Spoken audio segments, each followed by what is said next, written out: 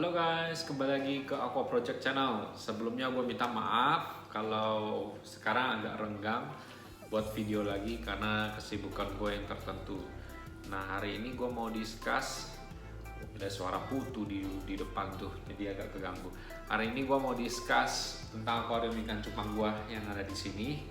Ini rumahnya si Cili dan ini rumahnya udah di rescape lagi, jadi nggak sama seperti yang video yang gue udah upload sebelumnya. Nah, alasan gue rescape ada dua hal, karena gue mau memperbaiki ruangnya. Jadi si Cili ini punya ruang gerak lebih leluasa. Nah, kedua adalah gue mau pindahin teman-temannya si ikan Golden Mountain Minnow itu ke akuarium sebelahnya, yaitu Wabigusa Tank. Nah, kenapa gue pindahin? Karena gue baru sadar kalau si Cili itu memangsa teman akuariumnya sendiri. Jadi gue pindahin deh daripada bener-bener mengorbankan semua temennya. Ternyata gue nggak tahu kalau dia bisa memangsa ikan yang sebenarnya lebih ini ya, kayaknya nggak muat mulutnya. Tadi kita lihat sih nggak muat mulutnya, cuma ternyata bisa dimakan juga gitu loh. Gua nggak ada evidence-nya atau video klipnya dia gimana bisa makan teman yang buat gua sih ukurannya nggak masuk akal ya buat si ikan cupang. Cuma daripada gua meriskan semua ikan White Mountain Minnow gua, jadi gua pindahin aja. Nah, itu alasan gua kenapa gua rescape lagi. Nah, gua di sini sebenarnya mau berbicara bukan tentang akuariumnya aja dan setupnya. Gua mau berbicara tentang keseluruhan yang namanya dengan low-tech aquascape. Nah, mungkin udah banyak yang pernah dengar low-tech aquascape itu apa, atau yang belum pernah sama sekali mengetahui arti dari low-tech aquascape itu. Oke, gak apa-apa, di sini gue jelaskan ulang. Low-tech itu adalah teknik aquascape di mana tidak menggunakan injeksi CO2. Tapi tetap ada elemen yang pendukung lainnya, misalnya arus, cahaya, dan ini ya, filtrasi. Nah, itu tetap harus ada gitu. Dan ada pula low-tech yang hanya mengandalkan satu elemen atau dua elemen saja di akuarium gitu. Ada juga yang seperti itu. Nah, itu levelnya berbeda gitu. Nah, untuk yang ada di akuarium cupang gua ini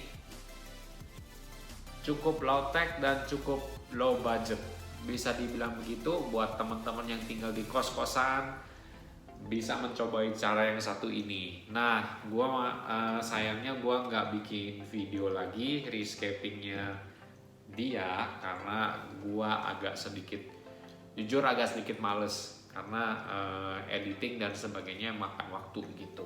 Tapi di sini lebih kepada penjelasan low tech. Oke, low tech itu boleh nggak menggunakan tanaman apa aja di aquascape? Boleh, tapi dengan syarat tanaman itu kebutuhan nutrisinya terpenuhi gitu. Jadi apakah bisa menggunakan tanaman-tanaman yang kebutuhan nutrisinya tinggi, kebutuhan injeksi CO2-nya ada, atau kebutuhan intensitas cahayanya tinggi? Nah, di sini gua bisa bilang tergantung dari sisi akuarium kalian gitu.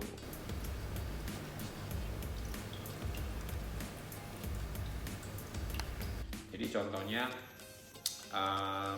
tanaman anubias, tanaman bucea palandra, ada lagi tanaman java fern atau kadaka, ada cryptocorin, kalau nggak salah Marsilia ya, keluarga Marsilia gitu juga cukup kuat di akuarium dengan intensitas cahaya menengah atau cahaya rendah menengah dan CO2 yang rendah, atau sama sekali tidak menggunakan CO2 pun bisa gitu.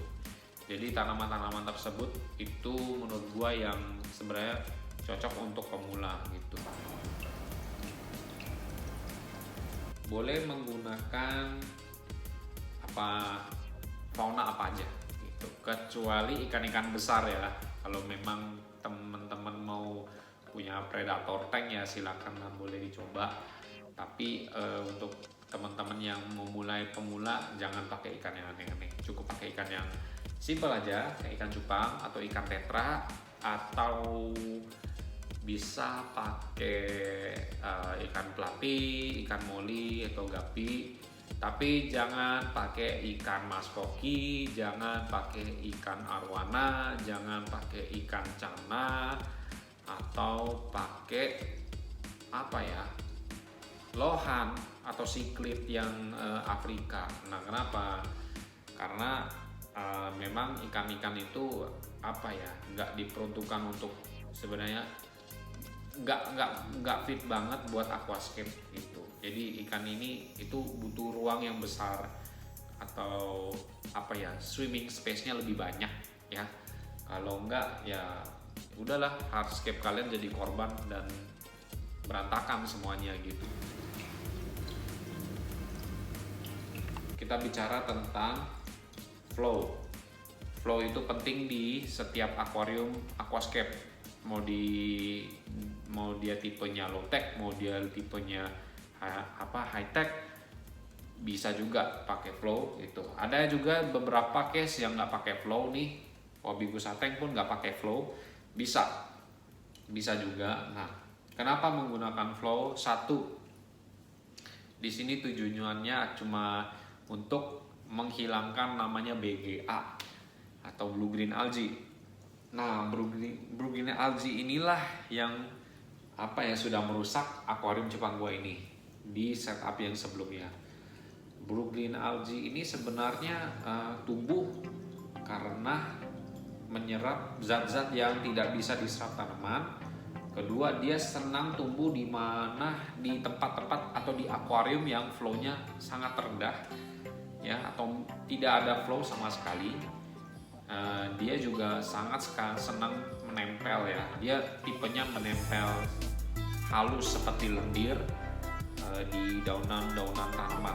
Contohnya bisa paling sering banyak ditemukan di daun-daunan Adaka, Anubias gitu, dan juga Bucephalandra. Nah, cara menghilangkannya sih simple, dengan cara disifon atau disikat dia juga bisa hilang. Tetapi alangkah lebih baiknya jika ada BGA, akuarium itu harus sering-sering di maintenance. Jadi maintenance-nya harus rutin. Ada cara lain untuk menghilangkan BGA dengan cepat dan cukup efektif. Ada dua cara. Satu, gua pakai cara namanya blackout. Nah, blackout itu artinya akuarium ini ditutup habis dan tidak menerima masukan cahaya sedikit pun. Nah, untuk durasi berapa lama? Gua melakukannya untuk 2-3 malam. Kedua adalah cara males, cara yang teman-teman bisa ambil dan itu tidak berbahaya banget buat tanaman. Nah, ini menggunakan namanya keong ramshorn snail ya. Ramshorn snail ini bentuknya cukup unik. Dia agak besar keongnya seperti keong turbo, tapi dia pipih, bukan tebal ya. Kalau keong turbo kan agak tebal, dia agak pipih dan dia sangat senang memakan BGA. Kebetulan Ramshorn snail ini adalah pemakan mikroorganisme di akuarium. Jadi BGA ini adalah salah satu menunya di akuarium. Nah, kalau teman-teman merasa susah mencari algae eater atau pemakan BGA yang efektif, Ramshorn snail ini adalah jawabannya buat teman-teman. Sekian dari Aqua Project, dan kita akan upload lagi update selanjutnya, setup selanjutnya tentunya. Buat teman-teman yang baru di channel gua, silakan subscribe channel Aqua Project ya. Jangan lupa kita sama-sama belajar dan kita sama-sama berbagi. Oke, Aqua Project out.